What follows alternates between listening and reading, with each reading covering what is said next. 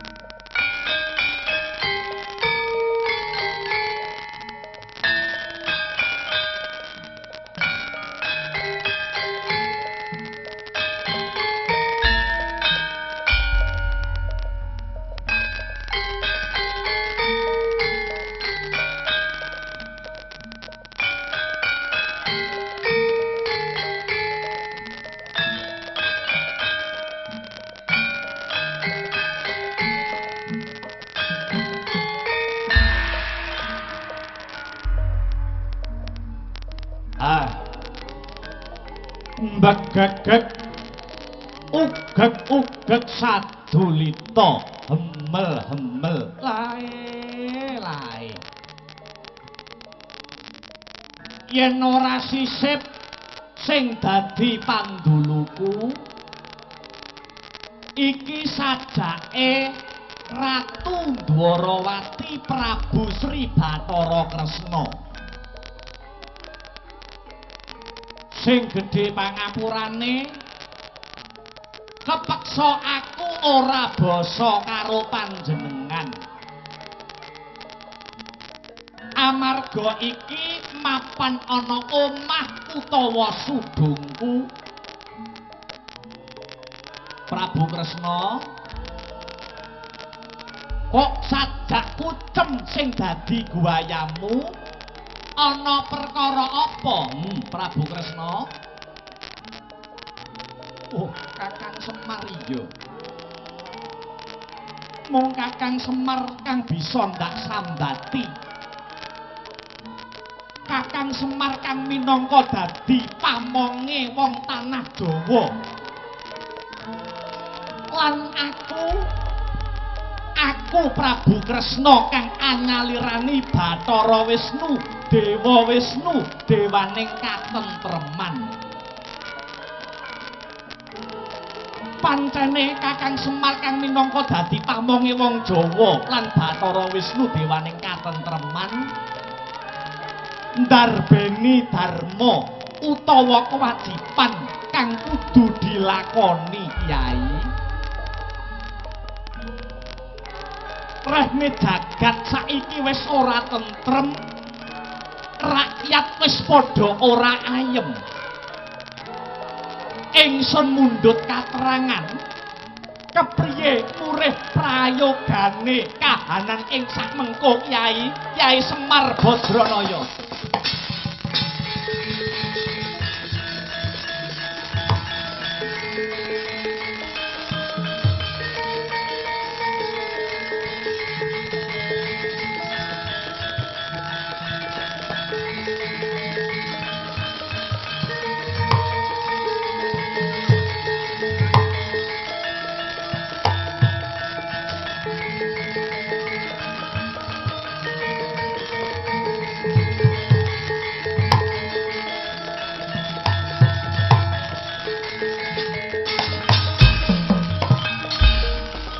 Semarega den prayitna semorere eka ambale tityani gandayani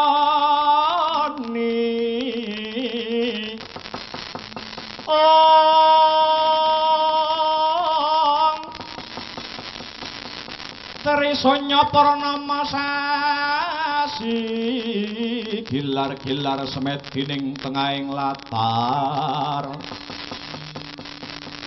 milangana lintang Bima sakti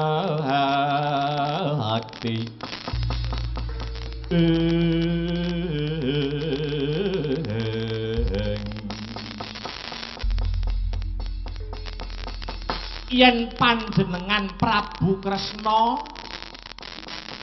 lagi mrehatinke kahanan ana ing jagat iki kawruhanana Prabu Kresna aning jagat sing gumelar iki wis kaperang dadi petang jaman ana jagat raya iki wis pinirang dadi patang jaman iya. Lah banjur patang jaman kuwi mau apa wae Kakang? Sepisan sinebut jaman emas utawa jaman kemasan. Angka loro jaman perak, angka telu jaman tembaga, lan sing pungkasan sinebut jaman wesi. Lah yen jaman emas utawa jaman kemasan kuwi perdine lan titikane kepiye Kyai? Prabu Kresna titikane jaman emas kuwi kasusilan isih utuh tata krama ya isih jangkep kabeh manungsa isih ngestokake sabdaning Gusti isih akeh ulama lan kiai sing sumanding marang kitab suci isih akeh kawula sing percaya karo negara, akeh rakyat sing isih percaya marang pejabat. Mula ora aneh ora mokal jaman emas mau manungsa ora nduweni rasa iri lan dengki marang sapa wae. Lan jagat iki adoh saka bencana alam, kuwi jaman emas.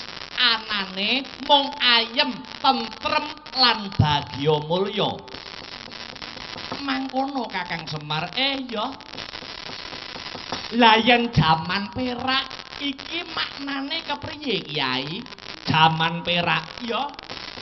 Jaman perak kuwi uripe manungsa wis wiwit ketukulan dosa. Pincang adeking kautaman. Kuwi yen wis ngancik jaman perak Prabu Kresna. Banjur sing diarani jaman tembaga. Jaman tembaga kuwi tumindak utama lan tumindak angkara wis gebak padha kuwate. Padha digdayane. Janji ana piwulang suci digelar. Ing kono uga ana kawruh angkara murka sing jumedhul. Ketoke tumindak becik mundhak ning tumindak ala ya saya ndrebala. Ha iki. Kuwi mau watak lan titikane jaman tembaga Prabu Kresna. Iya. Sing pungkasan jaman wesi. Jaman wesi kuwi perdine kepiye Kyai? Jaman wesi iki tegese jaman bubrah. Jagat iki wis kebak dosa. Tata krama wis ora dienggo. Kasusilan mung mandhek ana pocapan. Wong becik malah dicutik-cutik, wong ala malah do disubya-subya. Ana langgar dienggo digar, ana masjid dianggit-anggit, ana papan ibadah dijejamah, ana gereja lan pura jare dienggo apa. Mula polahe manungsa ing jaman wesi iki kaya gabah den interi. Sing edan malah iso dandan-dandan, sing nyolong omahe magrong-magrong. Sing nyopet umure malah awet. Sing korupsi malah iso kesana kemari. Lah iki. Bebasan ing ngarsa ngumbar swara, ing madya numpuk bondo, tuturi padha grogoti. Sing bagus ya ngono. Sing ngakune bagus isone mung kementhus ora entong ora irus, nyatane do ora pecus tur rakus. Mula patrape do kaya wedhus senengane ngambus-ambus. Sing ngakune ayu ya ngono. Sing ngakune ayu do ora mutu, bengi-bengi malah do metu. Lambene digincu genit karo kemayu ning ngisor lampu, pamrihe ben payu, ora payu nganti pambu tubruk asu. Lah iki. Asu Kakang, nggih, tubruk turut barang. Iki jenenge jaman wesi. Rasa gotong royong wis luntur. Sing digoleki mung kebutuhan golongane dhewe. Wis ora peduli kuwi halal apa haram. Ngerti kuwi barang haram, ngerti waton butuh mesti diuntal. Nanging Prabu Kresna, nanging Gusti iki maha adil. Jaman papat kuwi mau cakra manggilingan silih gumanti. Watone pejabat lan rakyat isih nggondeli piwulange ngagama lan dasaring negara. Tak kira jagat iki bakal bisa balik tentrem lan adoh saka bilahi. Nanging saiki wis akeh para sentananing negara sing wis lali karo kewajibane. Contone ora usah ado-ado. Klebu momonganku. momonganku Ndara Janaka ya Ndara Arjuna. Ndara Janaka sak rampunge rabi karo Dewi Dresanala saiki malah kerasan lan katrem ing rasa asmara ana ing kahyangan swarga dahana. Sajake Raden Janaka wis lali karo kewajiban kasatriyane.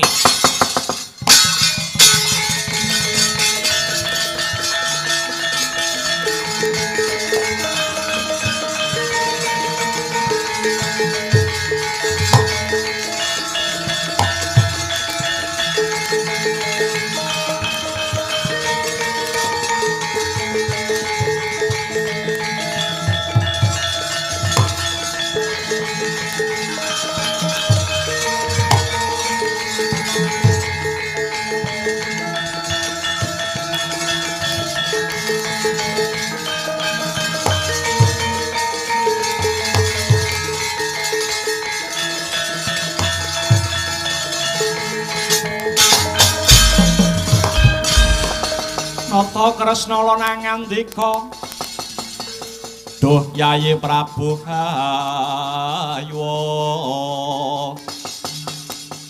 sung kawing tias mulat solaing arinira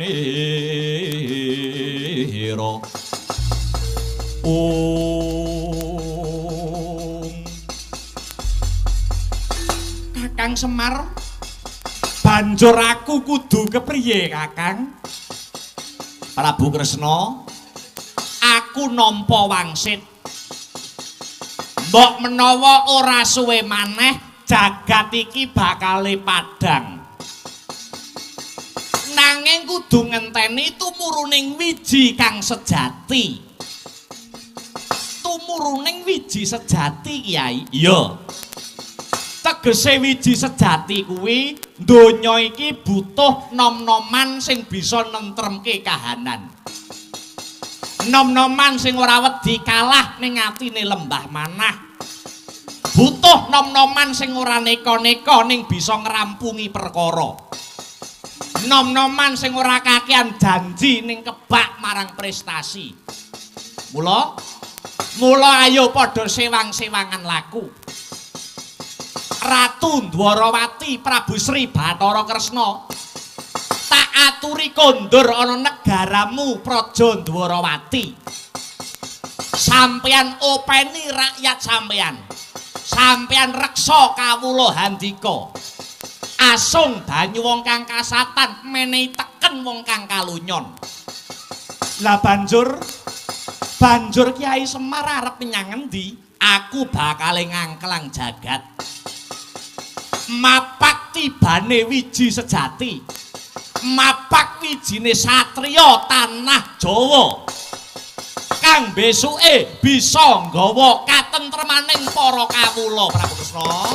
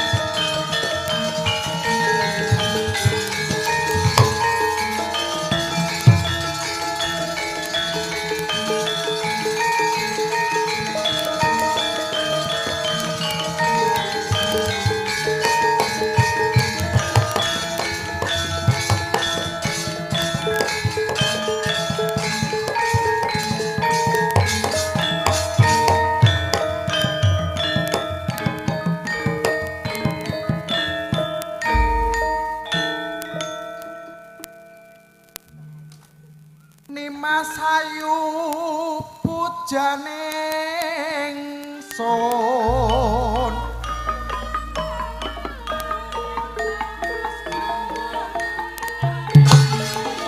turutana brangta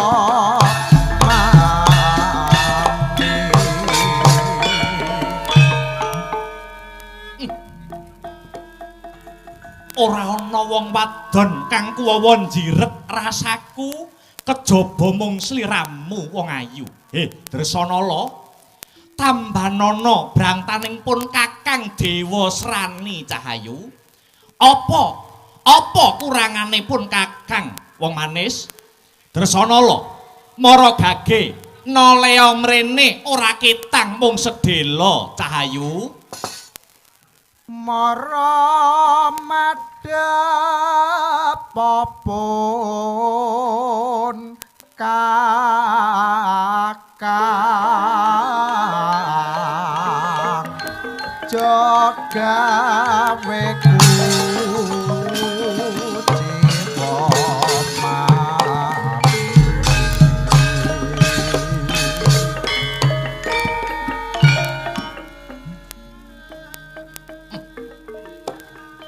rikala atiku peteng dedet lelimengan amung semu sing bisa madangi atiku cahyaning rembulan surem sorote yen mungsuh kelawan ayuning rupamu.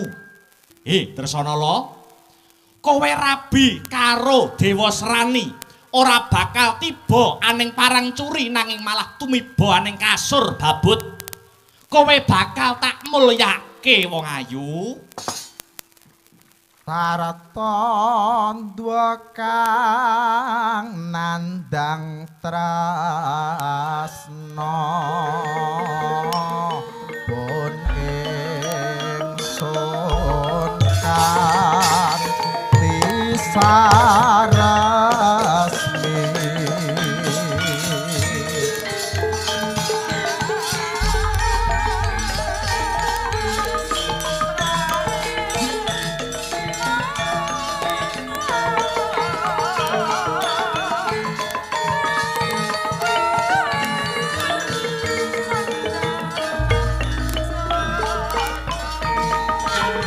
Dresanala kowe ning endi wong ayu?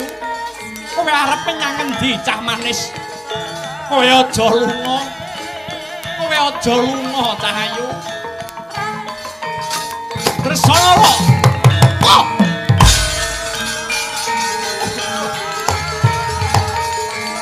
Dresanala.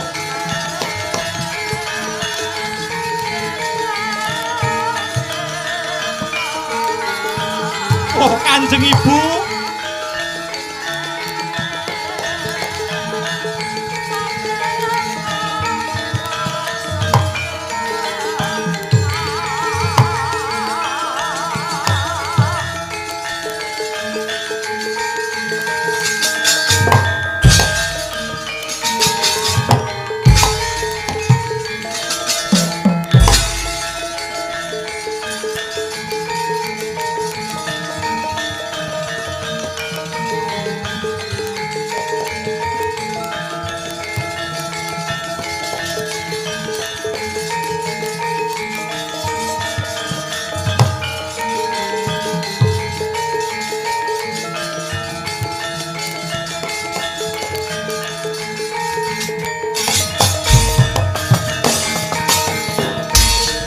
Sranane wong ya luhung betah lopo kurang koling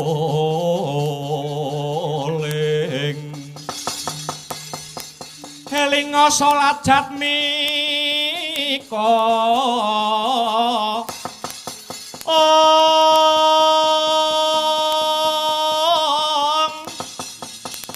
yen wacana kudu manis murih sengseming sasama samaning manungsa sami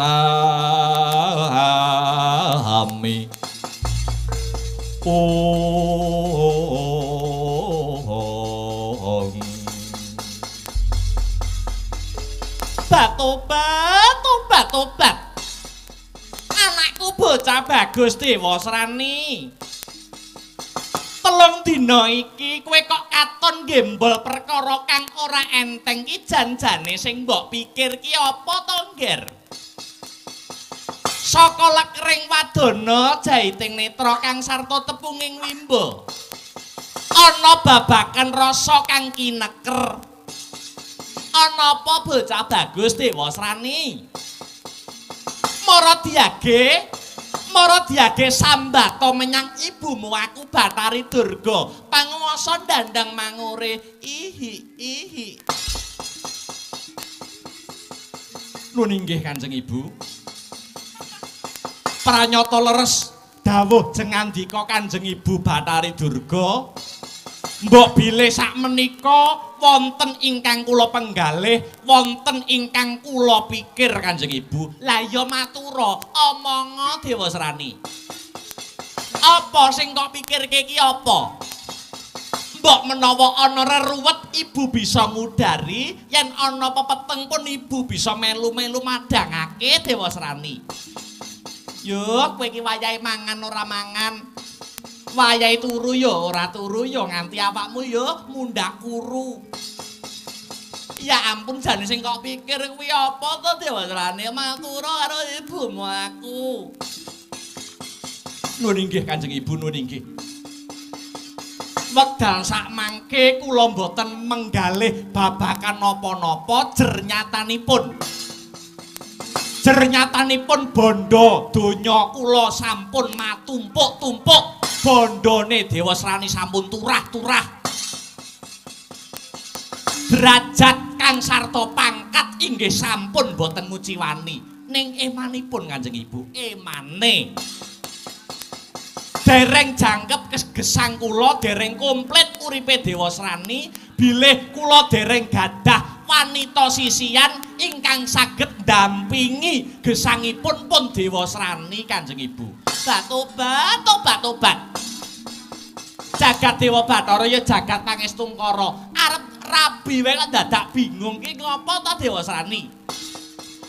Dewasrani, kowe kuwi wis ora kurang samubarangmu. Dasare kowe kuwi ratu sugih, ratu kondang bondo ya pirang-pirang. Wong wedok-wedok ro kowe iki ngintili tak omongi.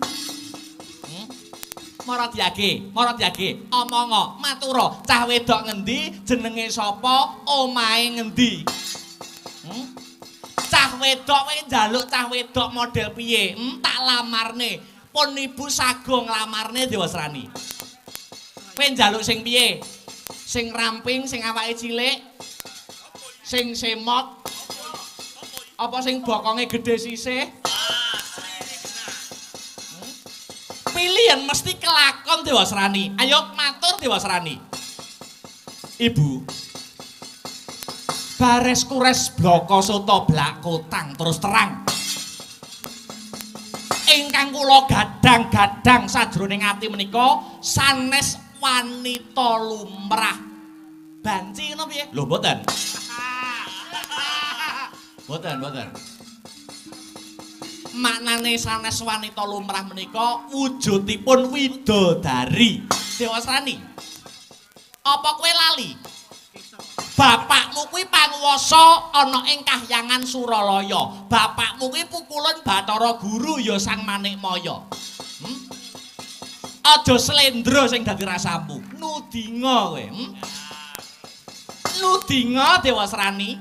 Tartamtu keturutan apa kang mbok kepengenake? Nuwun inggih Kanjeng Ibu. Mboten sanes ingkang saged nyenggol intining jantung kula. Nuwun inggih menika widodari ing swarga dahana. Atmajanipun Bathara Brahma nenggih ingkang asesilih Dewi Dresanala Kanjeng Ibu. Piye Dresanala? Balenana Dewasrani.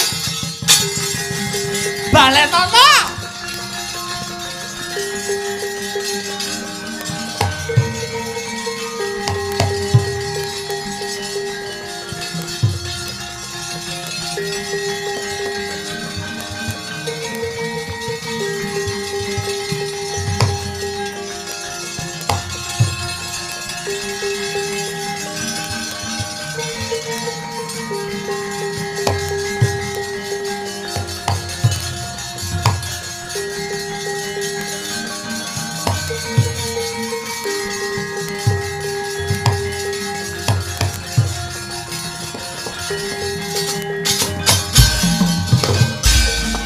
rakyat risang kapirangu rinangkul kinempet kampet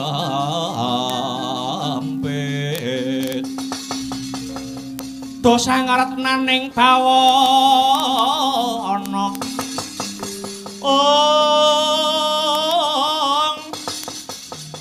ya si tukang walang ati ya si tukang sing hias ya si tukang kudu garing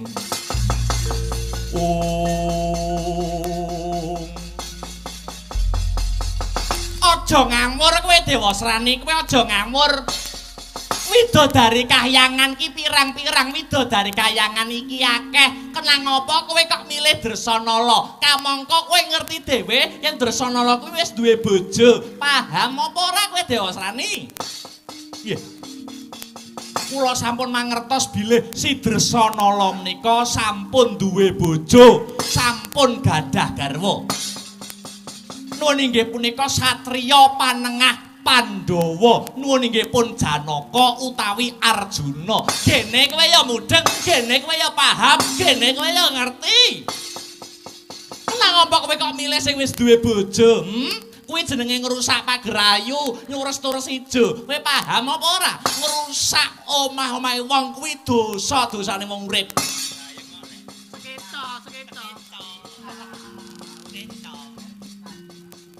nyuwun sewu monggo menawi paduka Kanjeng Ibu anduweni gagasan utawi panemu ngrusak pagerayu utawi ngrusui bojone wong liya niku dosa niku monggo nanging menurutipun pun Dewasrani menika tiba kosok balen piye Dewasrani sak gagah-gagahe wong lanang kuwi yen wis iso ngrebut bojone wong liya lha niku saya gagah mle nek iso ngrebut bojone kancane dhewe lha niku menika langkung jos maju ketok dadane mundur ketok gegere niku ya ampun kowe iki nyawang githokmu bojone Dresanala ki sapa? Panengah Pandhawa si Janaka. Ambak kowe iki ratu, ambak kowe iki duwe jabatan. Nek kowe iki ratu cilik beda karo Janaka. Nadyan Janaka kuwi mung satriya ning satriya kondang kaunang-unang kaloka saindenging jagat raya duwe gelar lelananging jagat lancuring Madyapada. Kowe iki karo Janaka pedhot karo sekabehane. Ngerti ora? Ngerti pedhot ora? Tak tunggu ngalah pedhot. Aja nekat, tak omongi aja nekat. Mumpung durung lara ati tak omongi aja nekat. Kanjeng Ibu, piye? Mboten. Sampun bunder tekad kula, sampun golong batin kawula. Anggen kula tresnani kalian putri Swargadahana nuwun inggih pun Dresanala. Kepara menawi kula mboten kelakon sesandingan kalian Dresanala, luwih becik kula entengaken pati kula. Aja ngawur, aja edan wis Dewasrani.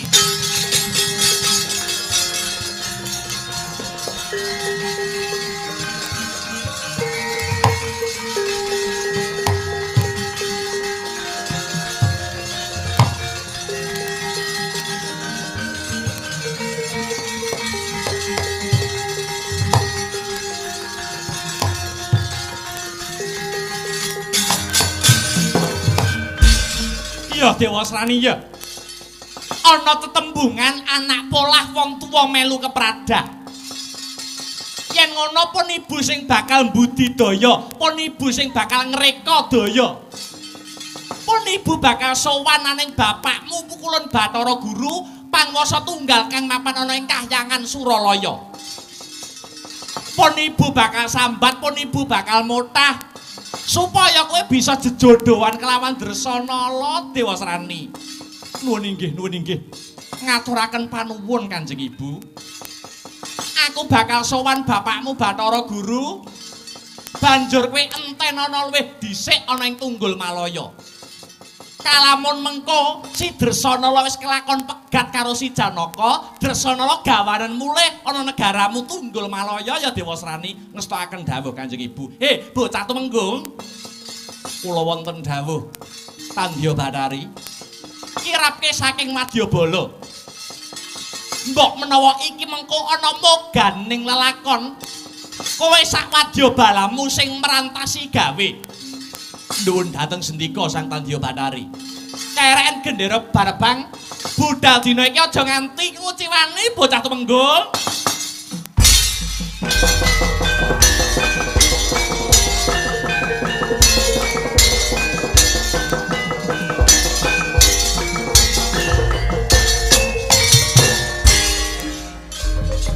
Ayo romang bebareng kumandang batas tuntas anayai karya budaya kang prawadya nata pijak konyata.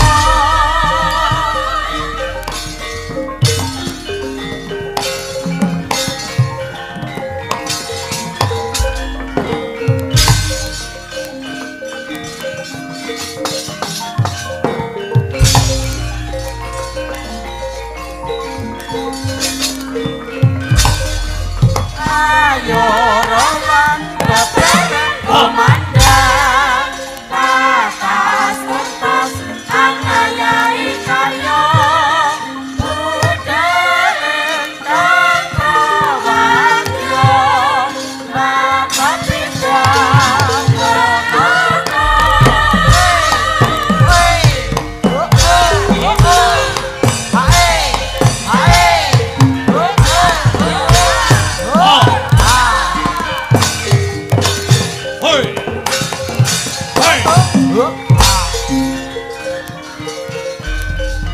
Ayo romang bebareng kumandang batas tuntas anayai karya budaya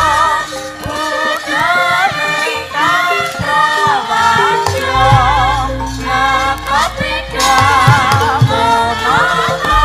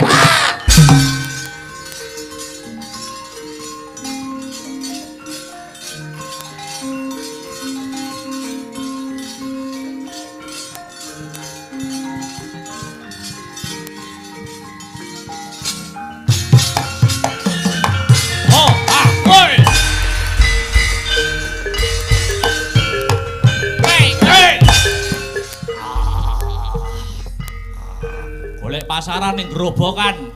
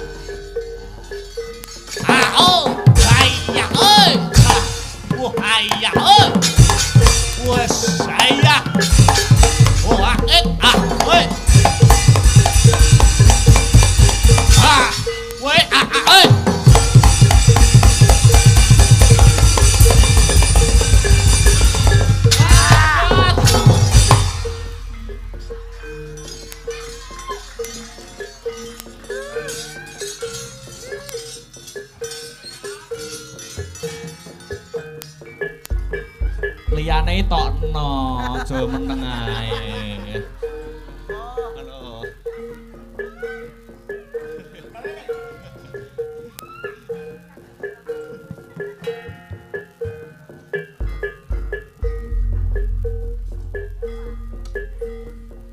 Ayo. Ngene kok. Gayenge kaya ngene kok. Kek Masol iki nek ngono sabetan dhewe. Do perang dhewe malah. Wah, ya. Woi. Ha ha ha. Ha ha. Hey.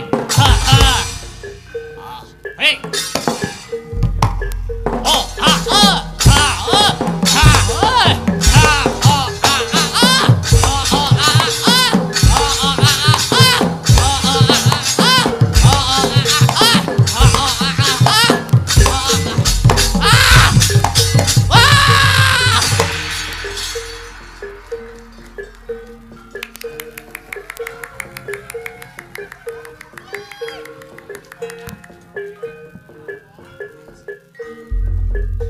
regane 50 ya murah lho jane.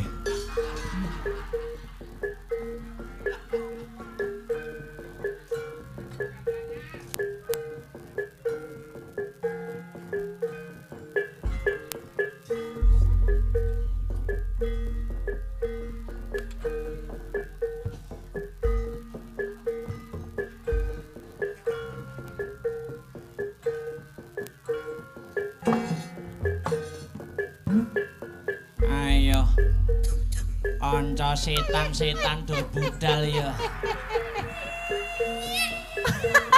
Prajurite Betari Durga setan-setan.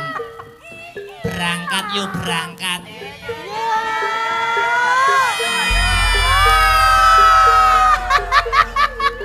Berangkat yo.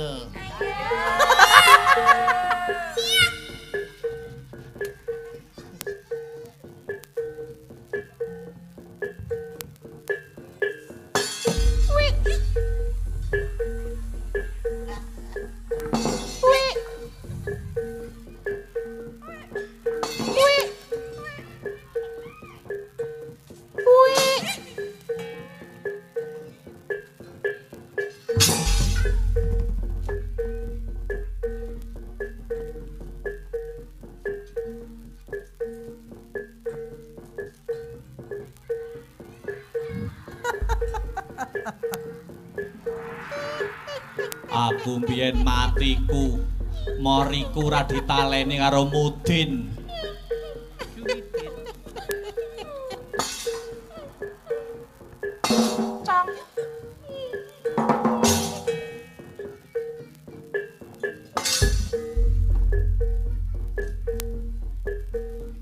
Asik ya.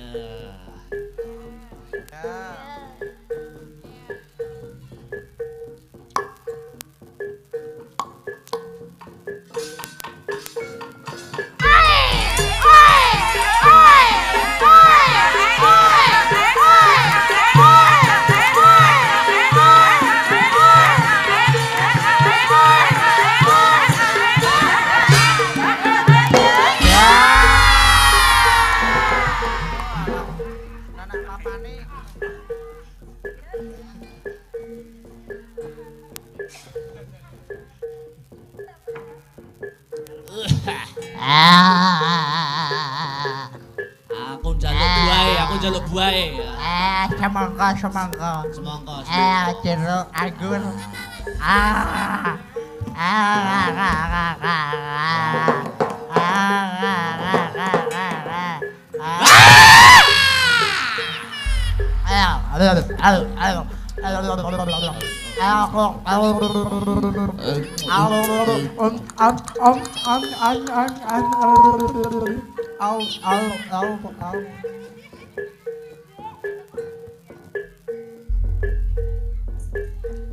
Hormat gerak.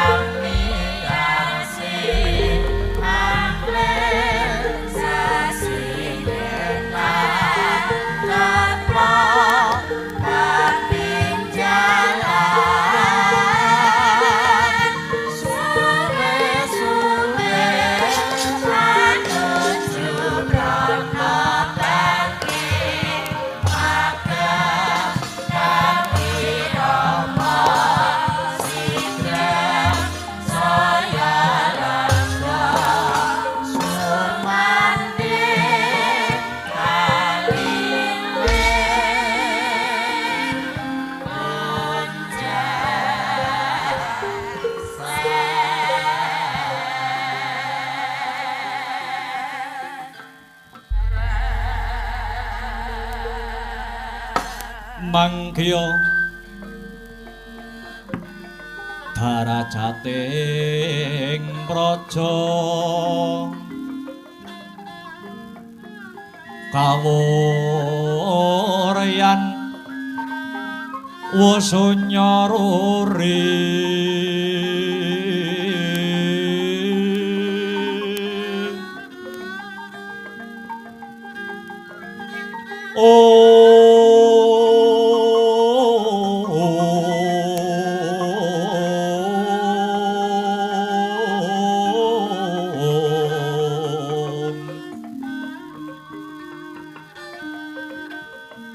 Rurah pangrehing ukara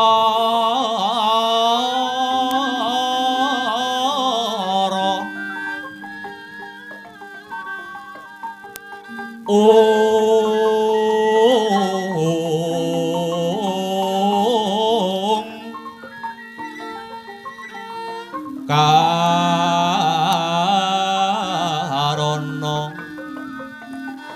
tanpa palupi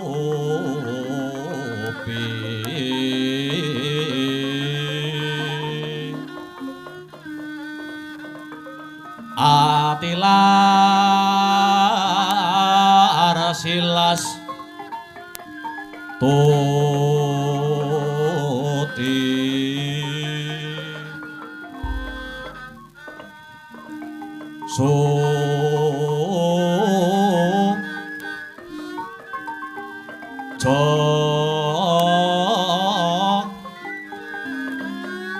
no sarjana kelu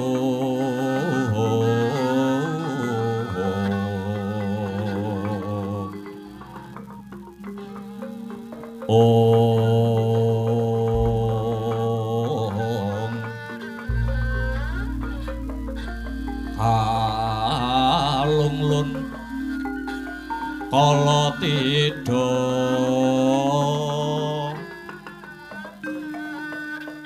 tidem tandhaning dumadi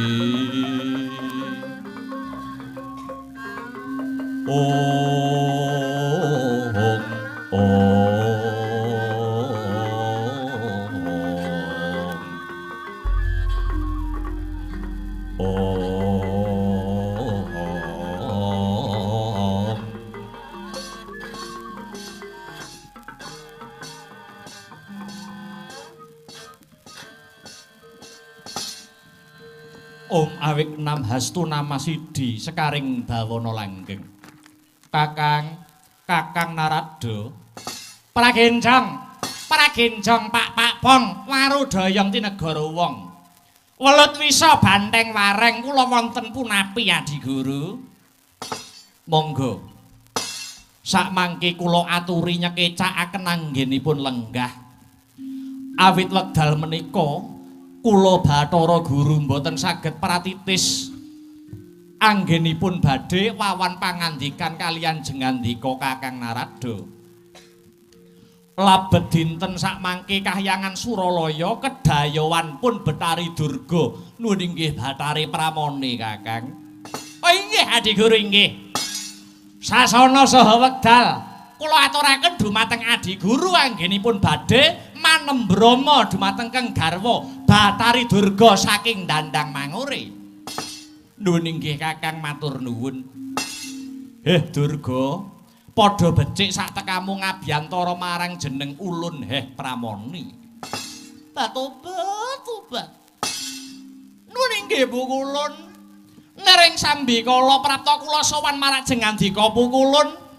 Anggen kula bidhal saking Dandang Mangure mboten wonten alangan sawiji menapa sembah saha pangabekti kula katur Bu Kulun. Iya. Banget panarimaku ora liwat pangestu kumara gage tampanana Durga. Nuwun inggih Bu Kulun, sampun kula tampi dados jejimating gesang kula. Tekamu karo sapa? Dalem. Tekamu karo sapa? Ijen tanpa kanca Bu Kulun. Tanpa konto lan kanthi. Kula teng pundi-pundi sakniki mboten wonten sing dampingi Bu Kulun.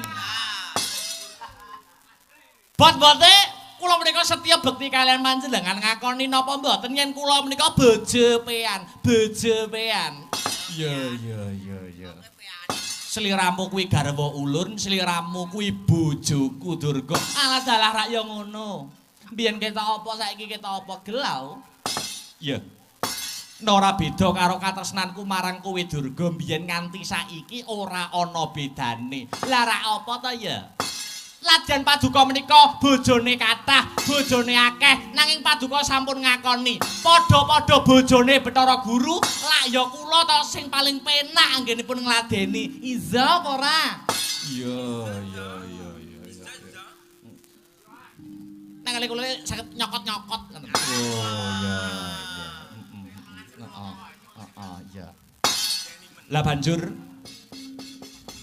banjur duwe sedya kang ngendi dene kowe Bathari Durga sowan mangarsa marang panjenengan ingsun.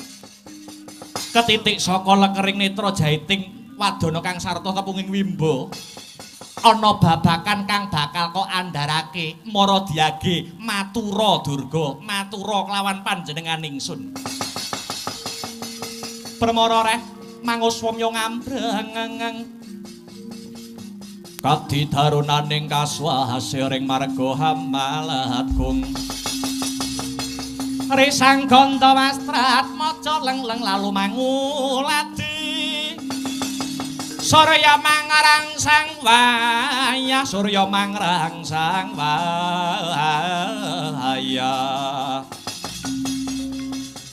umyus hamara waya hantuk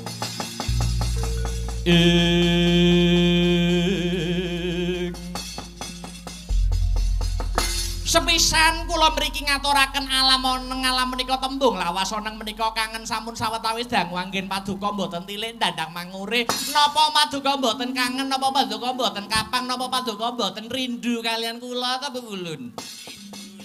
Iya Durga iya. Nadyan Pukulun kangen marang jeneng sira nanging durung bisa Pukulun sowan marang dandang mangure awit isih akeh kewajiban kang kudu tak rampungake Durga. Tobat dikangeni kaya ndak krasa ta ya. Mbiyen ki ya sedina ora petukno bingung. Apane seminggu ya memeti. Kemecer kae. Ewadene salajengipun Pukulun.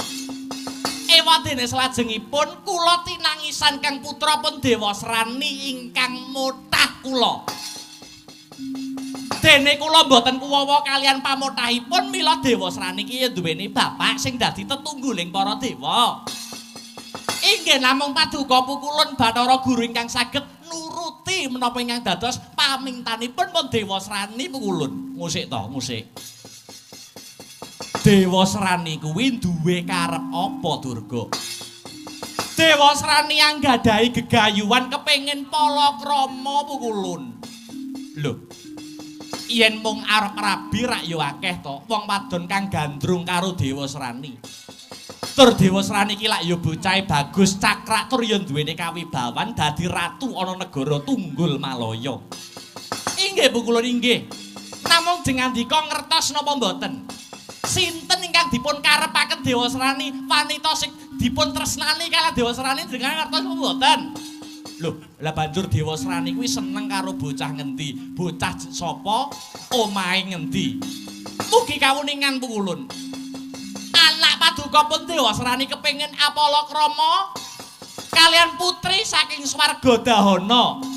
Putrinipun Bathara Brahmana nggih pun Dresanala Pukulun. Jagat Dewa Bathara jagat mangke stupa.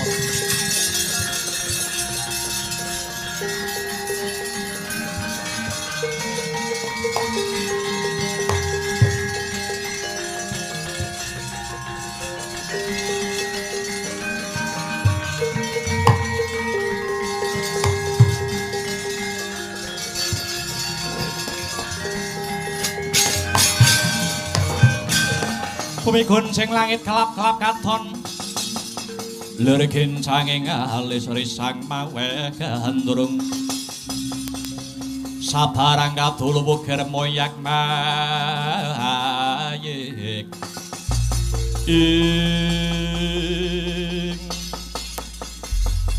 Ya jagat Dewa Bathara ya jagat pangestu Ngara. Durga, wonten dawuh. Durga, wonten dawuh.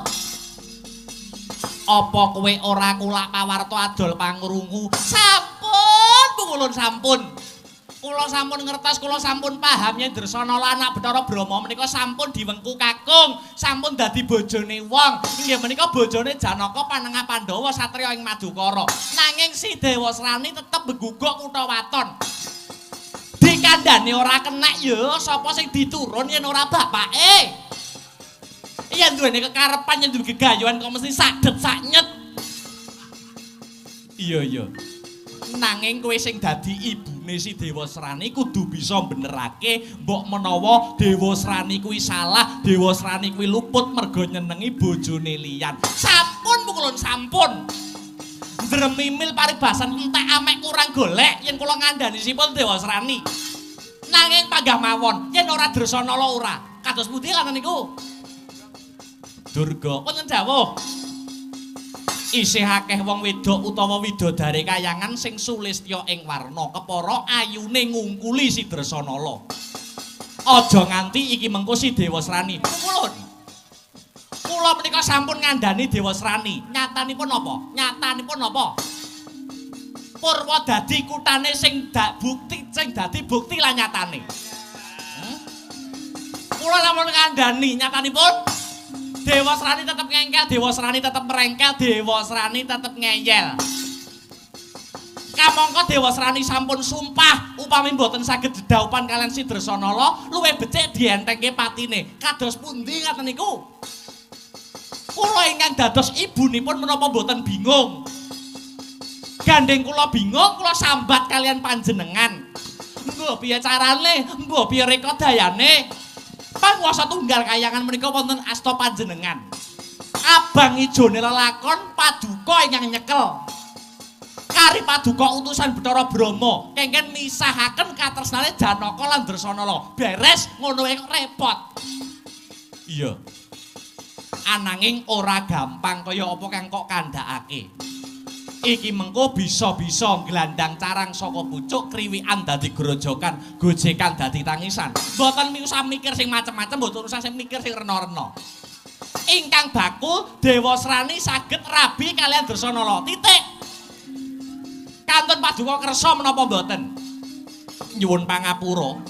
Aja dadi atimu aku ora bisa minangkani apa sing dadi penjaluke si Dewasrani.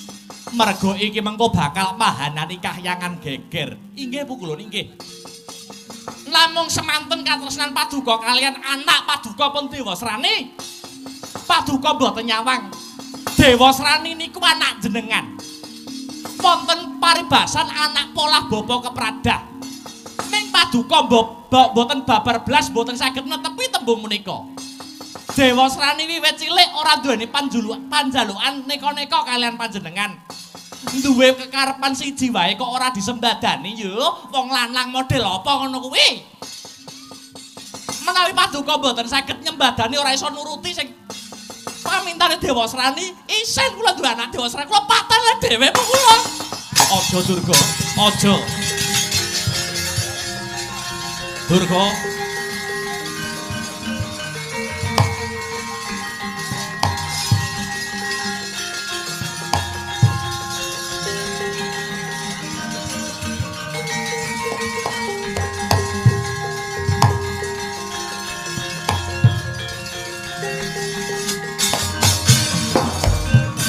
Hangut hari tiasrari wotru bate rawat wawati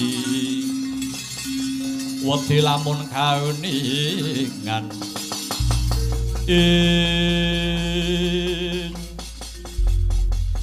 aja Durga aja nyatane Dewasrani kuwi anakku aja mbok pateni enggak usah senggol-senggol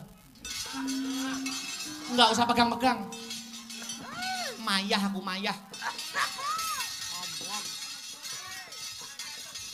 Nyatane Paduka mboten saged nuruti luwih becik kula patenane Dewasrani. Isin kula siin. Mboten namung mangkaten bibar mateni Dewasrani kula nyuwun layang pegat. Yo Joko kene ji akeh kok. Anggepe apa? Aja Durga. Kowe iki elinga umur, kowe iki wis tuwa. Kowe iki wis tuwa elinga umur aja rabi karo Jaka kene. Mengko yen kowe rabi karo Jaka kene let sewulan Jakane mati. Lho lah kok saged mergo kenek susu kadaluwarsa Durga. Masane apa? Kene iki cek yo cek rapet. Purun boten pukulan. Yo Durga yo.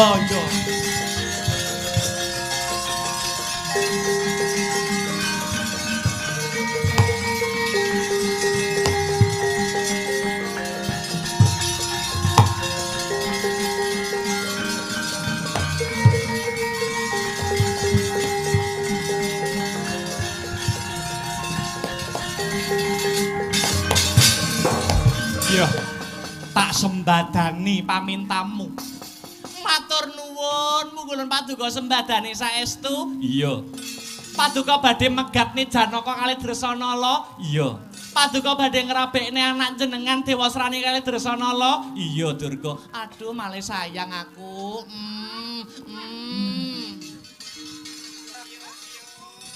Ngene iki lho. Sing marai rusak negara ya ngene iki lho. Abot rasane ya mung ngeboti kowe Durga lan anakku Dewasrani. Kanthi cara misahke katresnane Janaka lan Dresanala, mengko bakal gampang anggone ndhauke si Dewasrani kelawan si Dresanala. Eling Adi Guru, eling.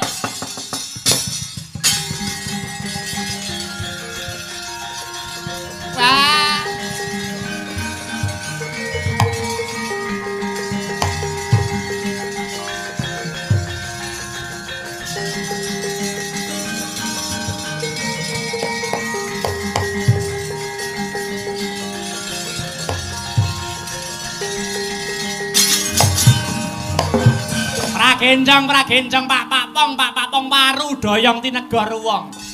Ada soto jenenge rombong, untuntek jenenge ompong, rambut dawa jenenge gondrong, bojo ayu moblong-moblong tak tinggal jagong lah kok dikeloni wong. Wah iki. Wis. Adi Guru. Wonten dawuh Kakang. Pripun jenengan kok ngaten niku pripun? Wah, menawi paduka badhe misahke katresnane Janaka lan Dewa lan si Dresanala, teges wonten paribasan idu didilat malih. Si Janaka lan si Dresanala rabi menika awit saking perintah paduka. Monggo kula sampun krungu kabar yen to sakniki Dresanala sampun ngandhut utawi mbobot jabang bayi.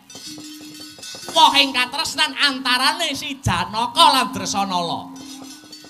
Lah kok sakmenika badhe panjenengan pisahaken katresnane Janaka lan Dresanala niku pripun Adi Guru? Paduka menika pripun? Kakang Narada, sedaya aturan menika kula ingkang damel.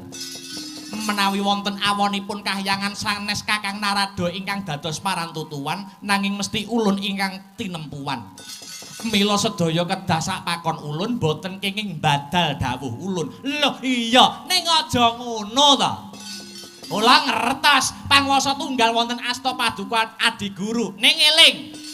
Paduka ndapuk para pejabat dewa dados nayaka menika kadawan menapa? Napa namung kadawan ngamini tumindak paduka ingkang sewenang-wenang menika? Kula kadapuk dados mantri muka menika kejawi mbiyantu kewajiban paduka, kula nggih kadawan ngemutaken bilih paduka kesupen kinen ngleresaken menawi paduka menika tumindak lepat. Kakang Narada, Dewasrani menika putra ulun.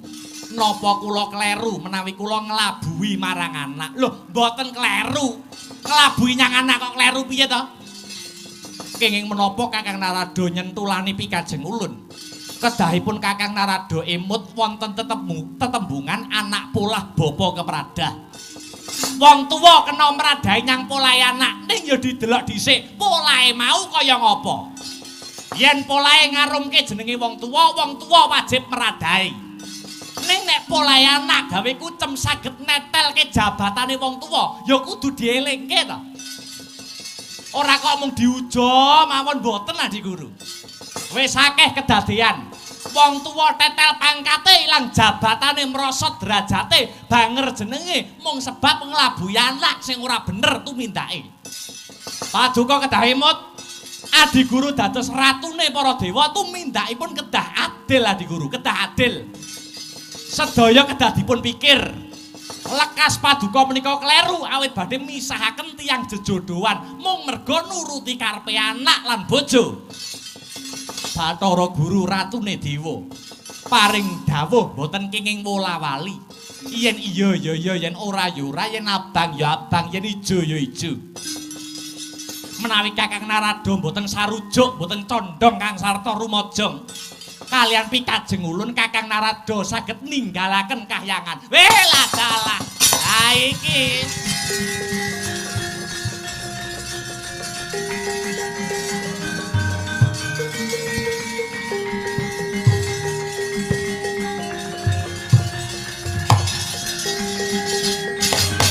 Ya, Adi Guru.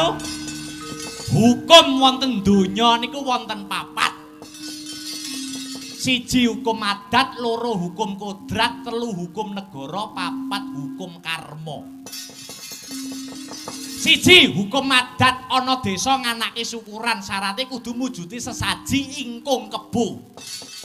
Gandeng desa kono ora kuat tuku kebo, kena diseranani, kena disiasati, tuntut gedang disikili papat, diwenehi sungu, niku pun muni kebo danyange ya ora kenyih. Loro hukum kodrat.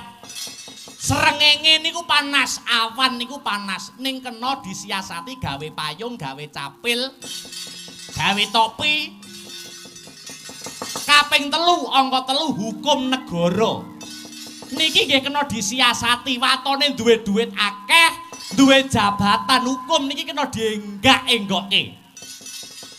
Nanging sing pungkasan sinebut hukum karma utawi hukum dharma. Niku hukume tumindak, sapa nandur bakal ngunduh, sapa utang bakal nyaur, sapa nyilih bakal balikake, sing gawe bakal nganggo. Ing atase aku mung rekoso mikir, beteke mung mikirake, lah kok ngetokke siunge dupeh lagi dadi panguwasa. Panguwasa kinarya gada. Kula mboten gumun, Narada ora gumun. Pedah apa aku ning kene? Kayangan Suralaya hawane panas, nunggak waru, Narada ora melu-melu.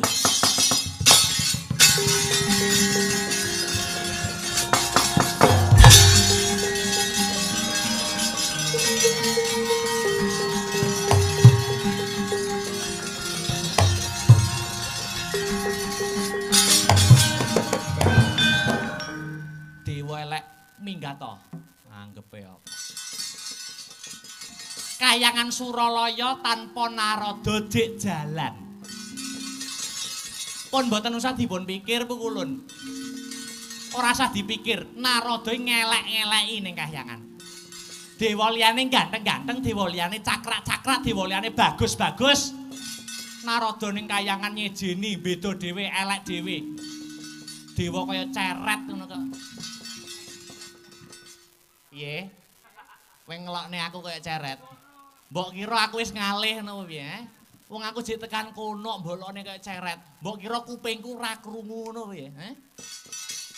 Bola bali kayangan angger ketekan durga hawane panas, Kowe iki jane dewa. Ning dewane begenggek kowe. Ya Allah!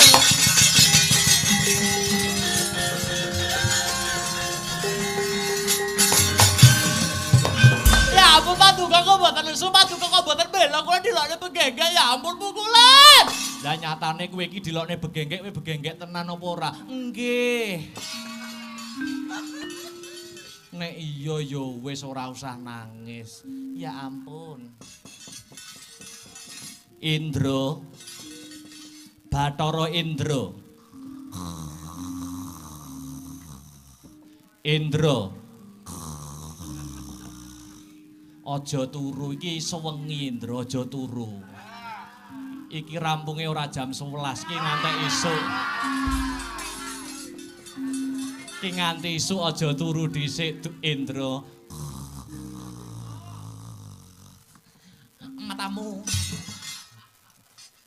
Kados pundi? Monggo kula dherekaken nyang ndi? Wah, mboten to. Ngapunten. Wonten dawuh napa Rama Pukulun? Parembukan kahyangan wis rampung para gage metuwa timbalana Bathara Brahma kon munggah ana tinggil kahyangan Suralaya. Lho niki ngestuaken dawuh amit madal pasilan Pukulun.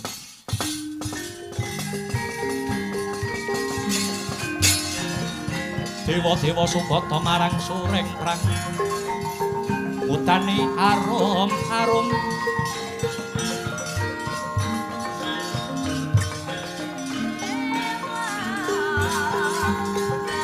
Ngendhan ing ngawiyat Narada ngepalani. Narada ngepalani.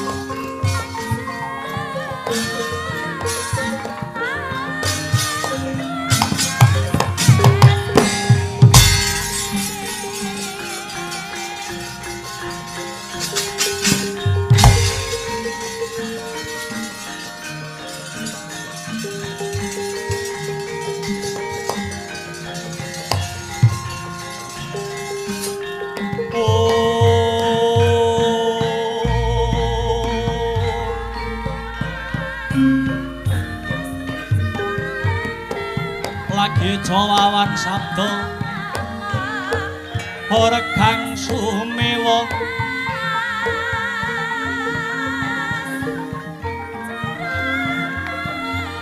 gegering pasewatan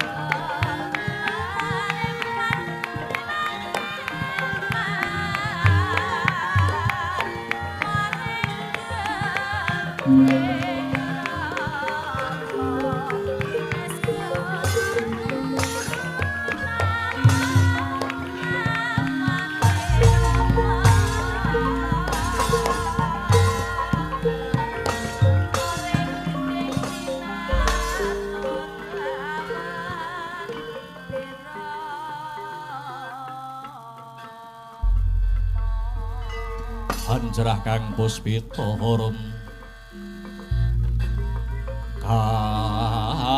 kasiliring samirana ombre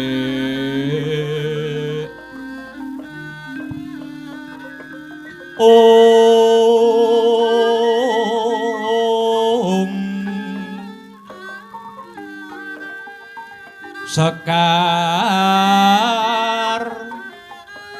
kadung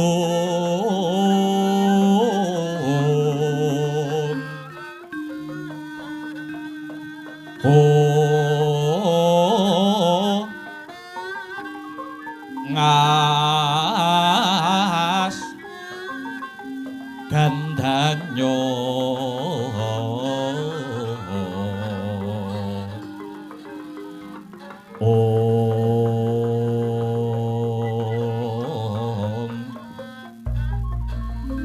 maweh raras renaning driya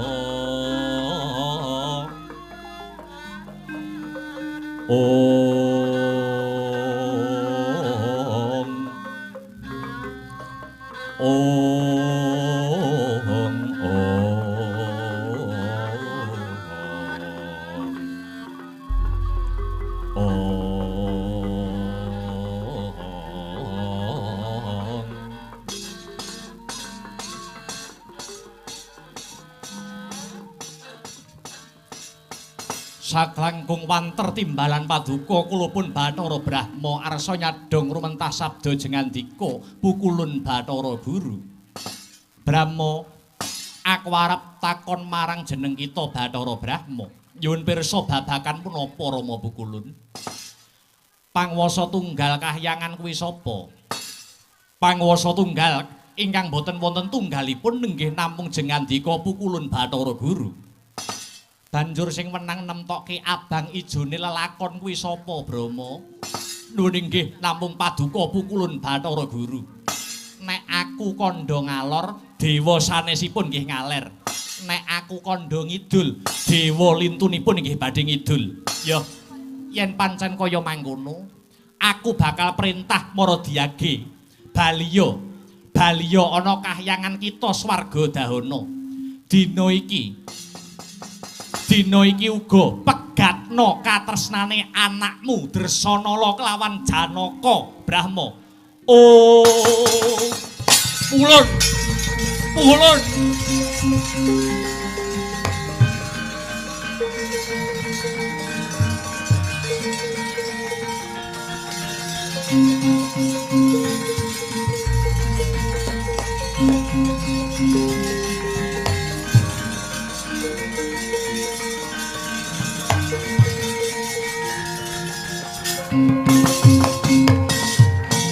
Oh, jagat Dewa Bathara.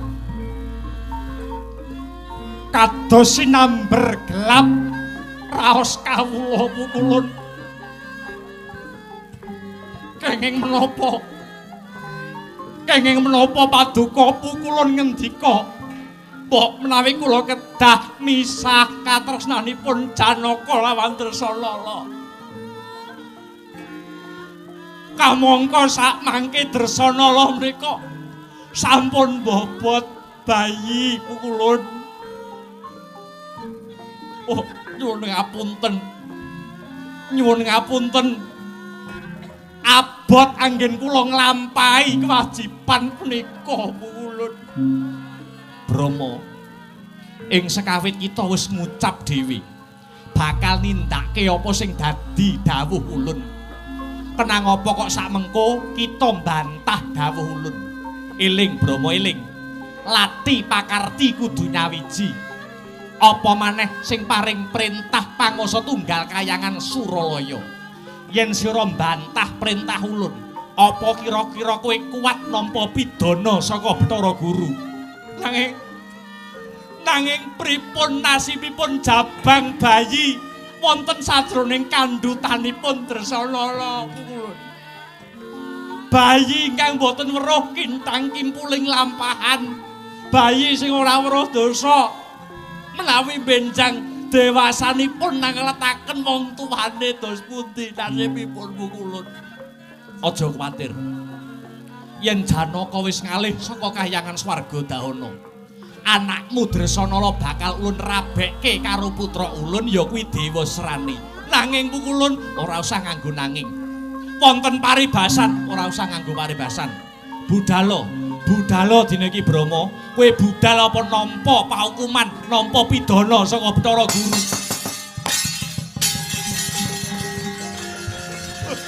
Pasti aku.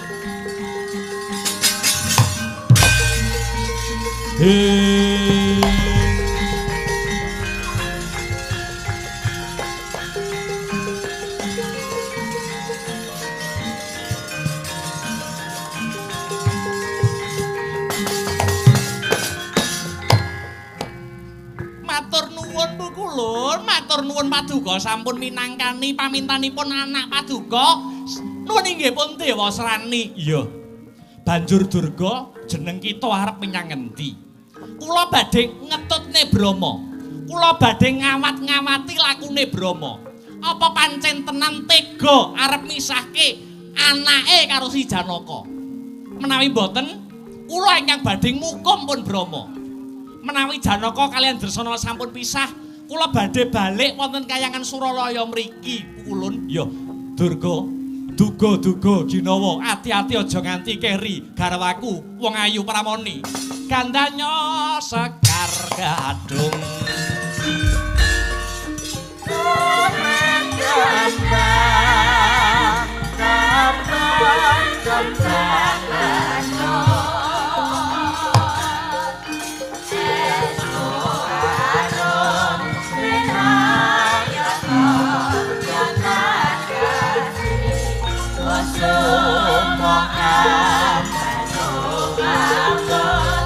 Semua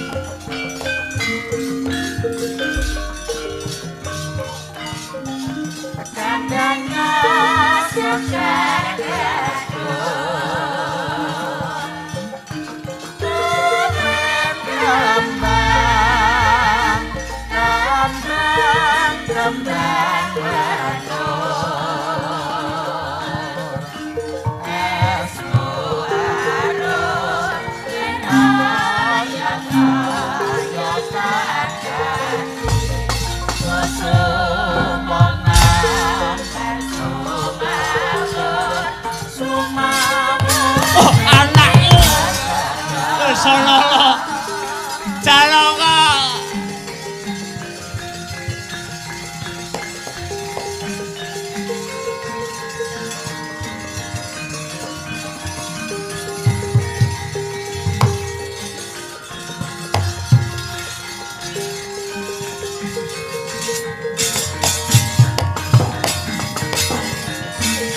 Sinokarta mrehtar tamtu tamtuning utama titi tetep dadi pangobaning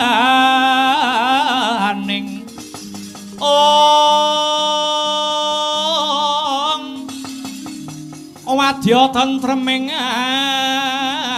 ati tamtu kena tinulada tiasilir wulan dadari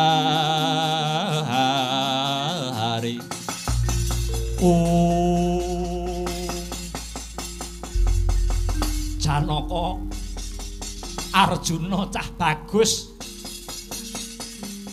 aku arep takon karo kowe nang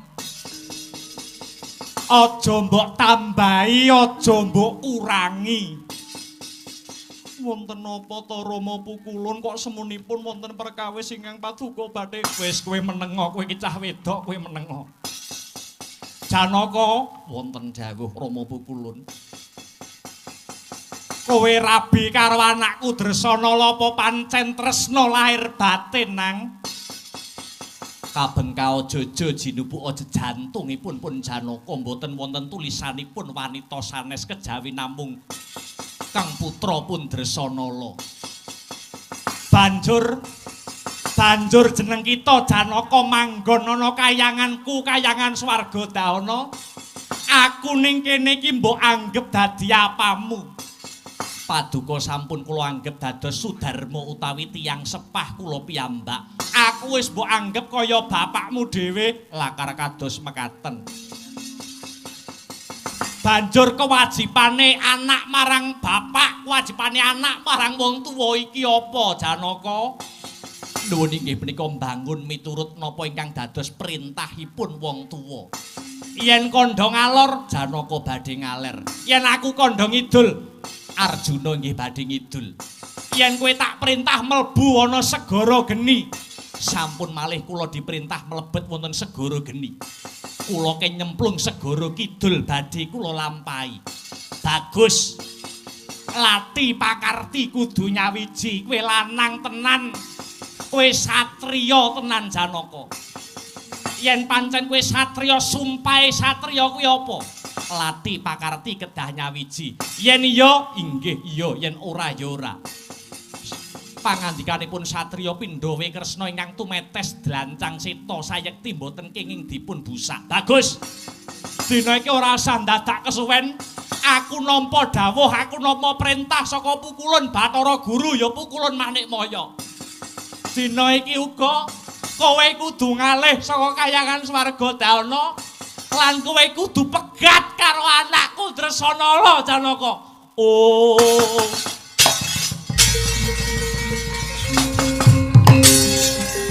Pangeran Duh Dresanala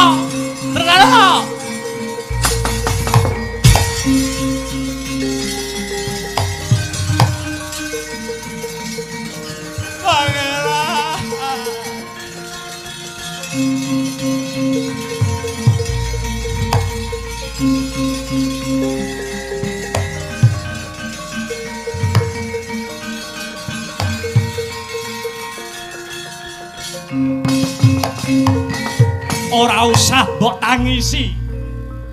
Ora usah mbok getuni lungane Janaka. Mula wit biyen mula aku ora seneng, aku ora cocok karo Arjuna. Yen to kowe rabi karo Janaka. Janaka kuwi wong lanang sing irunge lorek. Lobo Paduka mboten mikir menawi kula sampun bobot jabang bayi. Aja kuwatir, Nduk Cahayu. Saklungane bojomu Janaka, ana wong lanang liya sing bakal nampa kowe apa anane. Nadyan kowe calone randha ning kowe iki randha teles. Ana wong lanang sing ora kurang gagah, ora kalah sugih bondo donya, ya kuwi putrane Bathara Guru lan Bathari Durga jenenge Si Dewa Srani. Ya si Dewa Srani sing bakal genteni Janaka kang bakal ngayomi sliramu Drasanala.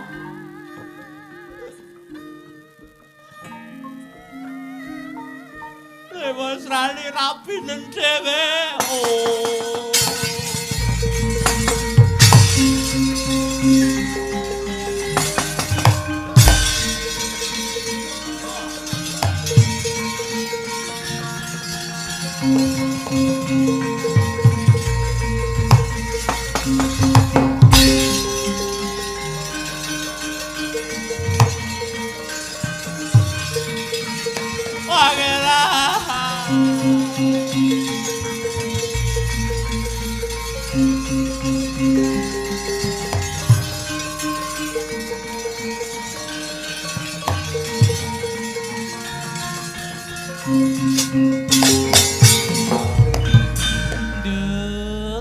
Mantuku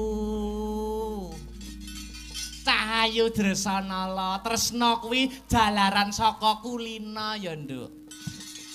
Yen kowe kulina jagongan, kulina kumpul, kulina kelon karo anakku, kowe bakal seneng dhewe. Anakku ya ora kalah lho, Nduk, karo Janaka. Sugih-sugih Dewa Srani ketimbang Janaka, dasare ya dadi ratu ana ing negara Tunggul Malaya. Piye kowe gelem apa ora, Wuk? Nyuwun ngapunten. Sampun dados sumpah kula.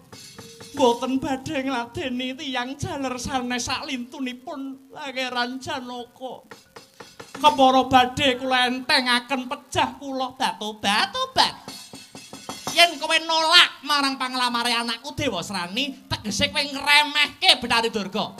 Ayo, kowe gelem apa ora? Mboten badhe kula kersa. Gelem apa ora? Mboten. Bosen urip kowe.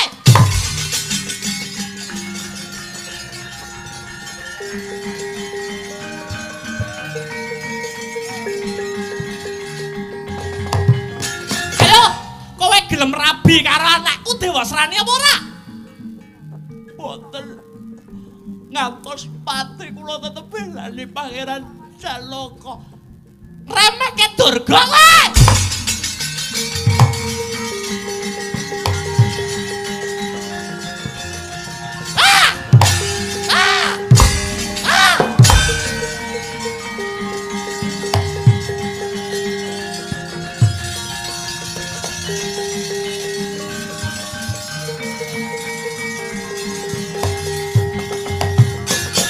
Ucap den polo gantang den gepuki risang Drasanala kalian wujudipun rantai sing gedene sak lengene sinden pojok dhewe. Ucap bengok ora kuat ngempet lara risang Drasanala panjeriting risang Drasanala mbarengi bayi ingkang 7 wulan wonten kandungan medal miyak langse Gumbala Giri. Miyak langse Gumbala Giri. Miak tegese buka. Langse tegese selambu. Gumbala tegese brengos. Giri tegese gunung.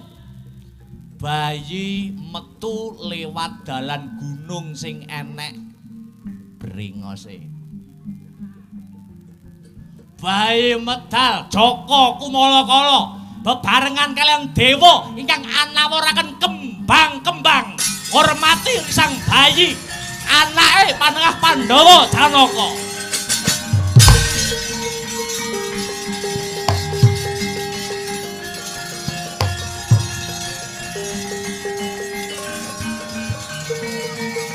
Dewa manjing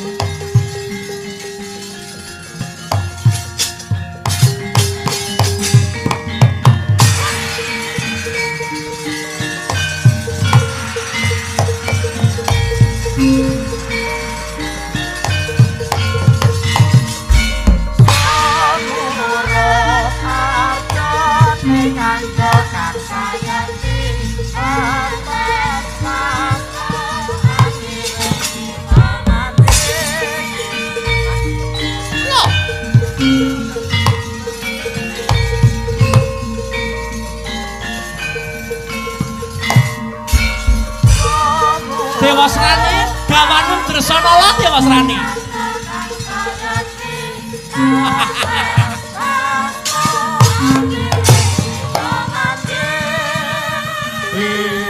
Lakon dadi bojoku tenan kowe.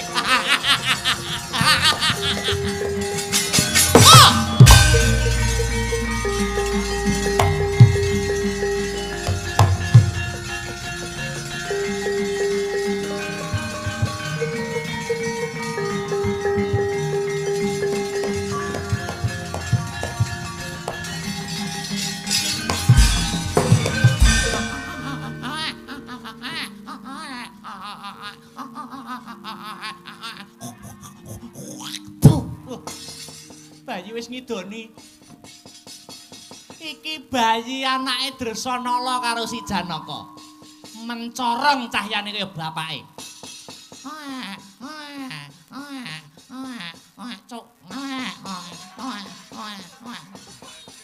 Anake metu lanang. Yo, bayi kok wis tukul rambute.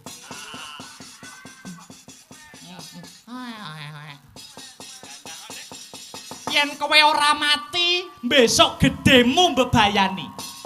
Bakal tak pateni anake Janaka karo si Dresanala iki.